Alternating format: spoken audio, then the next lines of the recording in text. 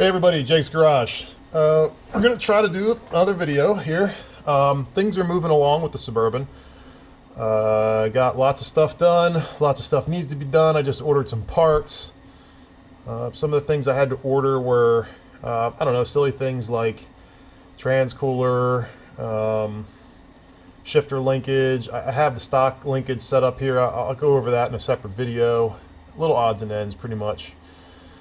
We'll also be ordering radiator parts and things like that to get that hooked up.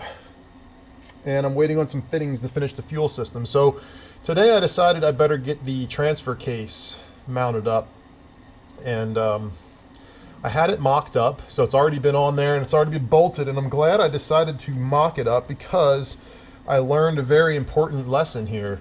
A couple different lessons. So I have I had the cross member that you'll notice the cross member is out. I had the cross member in place because what I did when I put the engine and trans in, I kind of scooped them down and then set this right on top of the mount. And that's how I kind of supported this versus using a jack and like it is now. The problem with that is you can't get to this bottom bolt with the mount into place. As a matter of fact, here's the mount. I'll show you what I mean. The mount pretty much takes up that whole area. So you cannot get to that bolt with the mount in the way, which was a kind of a bummer to me because I wasn't expecting to have to do all this. But anyway, it worked out okay. The cross member came out no problem. So my plan right now is I need to get the, I need to put some RTV around here. I mentioned in the previous video, I'm a little concerned about the output seal that's in there. So this adapter has drain ports, which I'm not really sure what their purpose is. But what I'm going to do is RTV this whole gasket surface, and I'm going to put some nice globs in there, and then I'm going to bench press this thing up into place. The bolts are going to get coated with some Permatex thread sealant because the bolt holes that go into the transfer case are open to the inside of the transfer case, which is super annoying. That means that transfer case fluid can flood into this, and it's not really meant for that. The 6L90 is completely sealed off. So at least I don't think it's supposed to do that. So I have a feeling I'm probably going to have some tranny drips, and I'm probably going to be pulling this back off. This was RTV'd to the transmission really well, so I'm hoping that that's not an issue dripping from here. But I am going to RTV the crap out of this and put it together.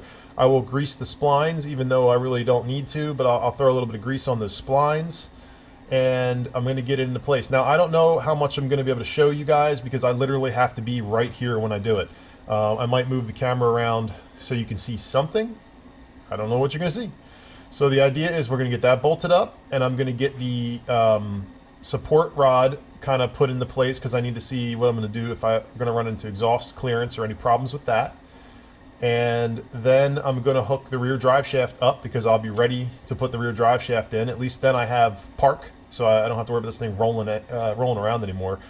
I do have a couple issues. The drive shaft is a little short now by about an inch or so, shorter than what it was. I don't know that I'm really that concerned about it, but I probably will still get another drive shaft. The bigger issue I have is the front drive shaft is now too long, which I didn't expect to be a problem with this setup, but it is in fact too long. So I'll be running without the front shaft for at least a little bit, and if not, I might be shortening it just as a temporary solution. I can do all my testing. I can test 4 low and everything without the actual drive shaft hooked up, so it doesn't matter. So that's the idea. Any kind of spacing I need to do, I'm not sure what the angle. I feel like it might be pointed down a little too much. So any spacing I do is either going to be between this mount and the trans, or between the trans and the cross member, or a combination of the two. So without further ado, let's get going. I'm going to clean this up, put some RTV on it, and then we're gonna get this big hunk of metal in place. Let's go. Jeez, these paper towels are just getting chewed up by this thing. That's good enough.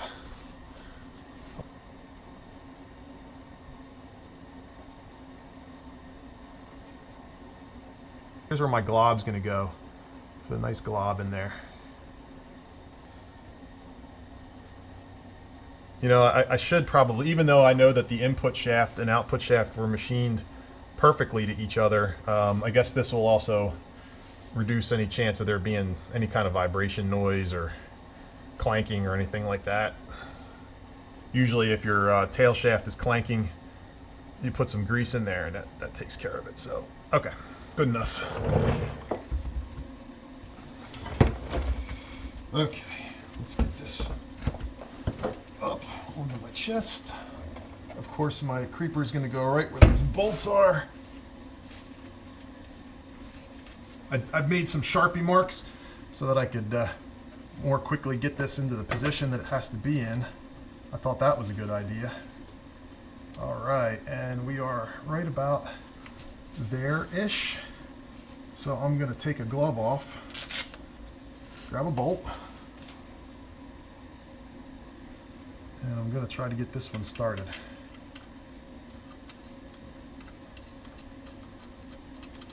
Okay, there's one started. There's a little bit of movement once you get these bolts started. It lets it clock a little bit. So I'm trying to get some in there now. Take this glove off.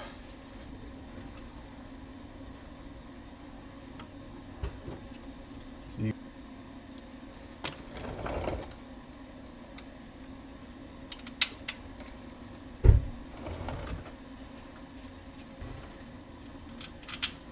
All right, that one is in. Yeah, see, even now I still have to clock. I still have to move it a little bit to keep the bolts going. So I'm going to go in with this, just like it is, like that, and I'm going to tighten this up by hand first.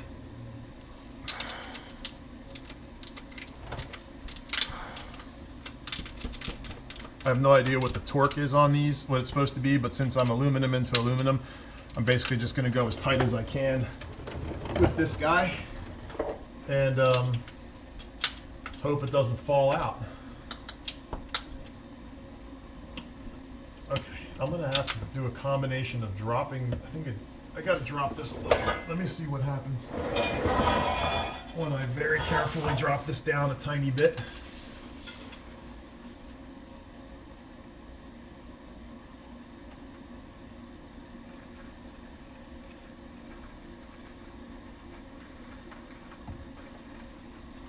That's all I want to do. That is all I need. That's a plenty.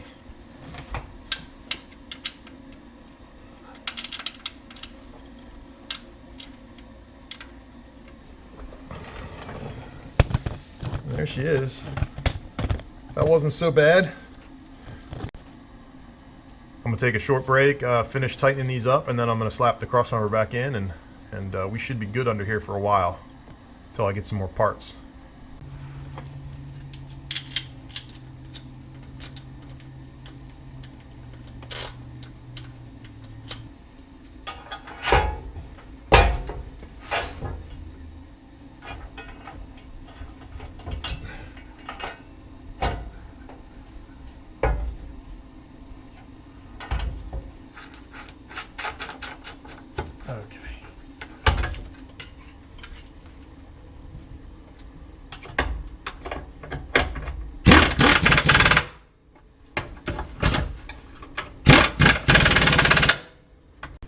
Okay, I'm going to try to show this the best I can, but I have the bar bolted in. You'll see it goes all the way up front, up to the transmission, and I have my header in place. So the exhaust would have to come through this area, and I guess it can. I guess it could go up. If they could get it to go up like that and run this way, they could get it to come in. The crossover would be in this area. Maybe that's how they would do it. I don't want it to get too close to the fuel lines, which are going to be over here, and it's going to be a nylon braided line. So I'll have to heat shield it or something maybe. I'm not sure, but there you go. There's the transfer case mounted, the crossmember back on. I just have to put the skid plate on. So for the rest of the day, to kind of wrap this up, I'm going to go ahead and plug in this four-wheel drive sensor. I'm going to put the speedo cable in, and I'm going to adjust the arm to get the shifter lever to operate this into four-wheel drive. That's not a big deal. It's not nothing you guys need to see. It's just an adjustment after I clean the rod up. And then after that, I'm going to throw the drive shaft in, and I might call it quits for a little bit here because I'm getting cold and honestly I'm getting beat. So that might be it for underneath. Actually, if I get the drive shaft bolted in, the only things left I got to do underneath is really run the fuel line.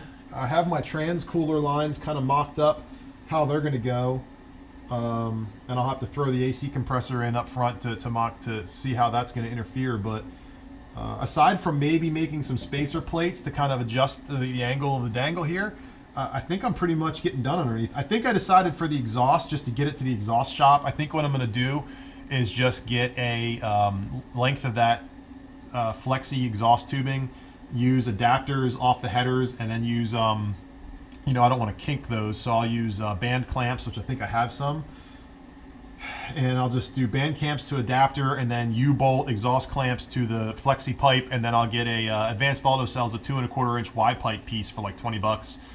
I'll just plumb that to the muffler and kind of string all this stuff in. It should be I should be able to at least get it to the muffler shop without getting arrested. But we'll see about that. So I'll show you guys that when I actually do it. But yeah, that's it for now. Thanks for watching.